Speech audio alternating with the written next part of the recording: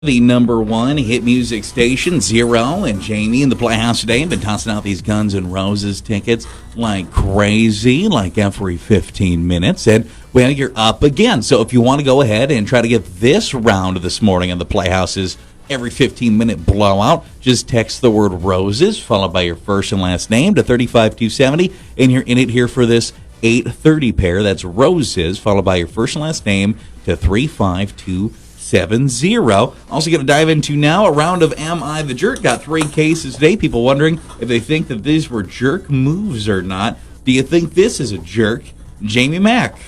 We had an office lottery pool going and have for a while. We buy tickets together every week and we rotate who gets the money and who goes and buys the tickets. And on the rare occasion that we win a little, it gets dispersed among the group. On the pile that I got, because I was out this past week, I won a little bit of money on ticket I had. It wasn't a ton, but it was a bit of money, and I'm not going to mention it to anyone, even though the agreement is that we split it up among the whole office. Am I the jerk?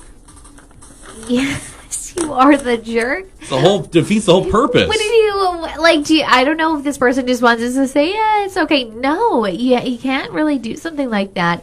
And just think if it was the other way around, and somebody else had won the ticket. Mm-hmm. I find that's very selfish, and you're going to get some pretty bad karma if you don't share that.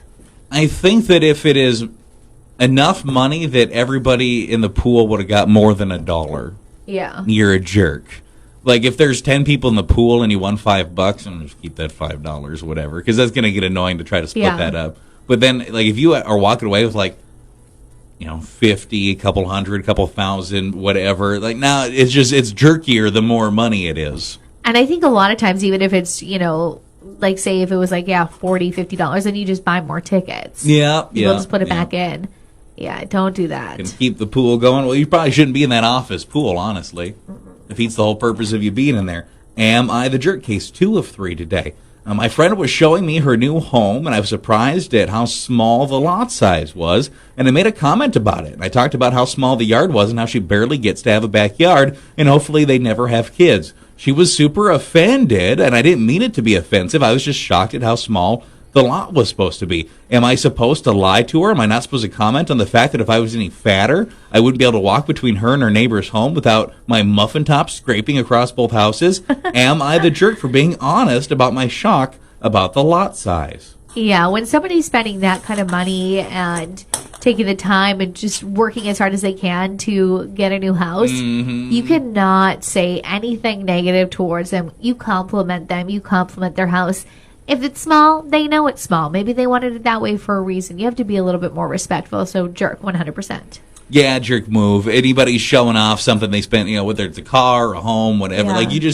You always be impressed. It's like how you always say the baby's cute, but maybe you don't think so. Yeah. There's just things you say, oh my God, what a beautiful home. This is one of the most beautiful homes I've ever seen, and what a great neighborhood, and all your neighbors' houses are so nice, and wow, your yard's going to be amazing. This is what you say. Yeah, keep the negative thoughts inside your head. Sounds like she should have gone to Colfax Meadows, online at colfaxmeadowsnd.com. But the lot sizes are absolutely huge. Did we mention the public pool? And just organically. And the scholarships for the kids going to college? Colfax Meadows, ND.com. And finally today, Am I the Jerk? Case 3 of 3.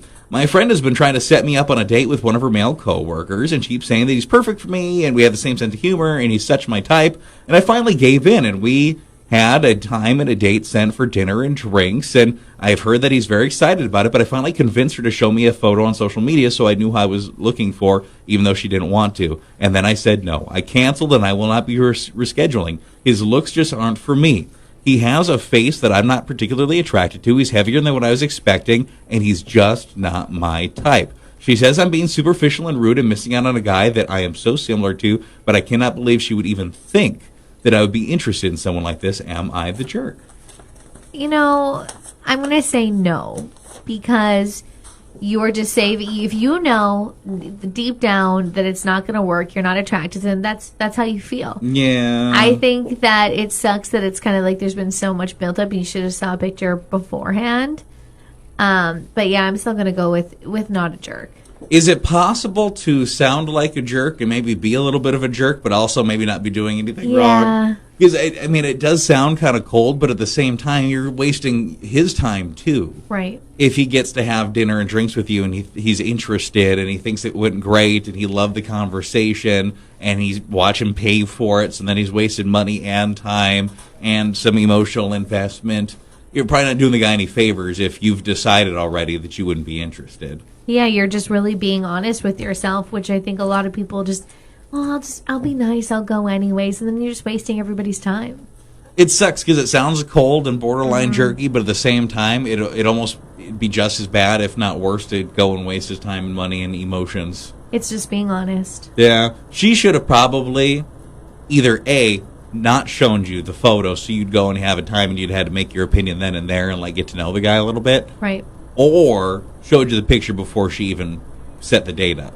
That's what I think is funny that she didn't, because that's the normal thing to do. That's probably what she should have done. Make sure they're attracted to each other first. In the day and age of social media, you say, I have this friend, Tyler. Do you want to meet Tyler? And then you show the picture of Tyler or whoever.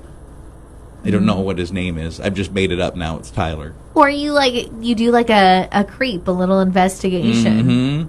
But hey, let's swipe through all these photos and get to know everything there is about this guy before you commit to dinner and drinks, kind of a thing. And you're someone like, she sounds like she's a very physical person, like you need to be attracted to them. Go on Tinder. You just swipe. That's all you do. You're deciding on the looks. It's entirely what that is.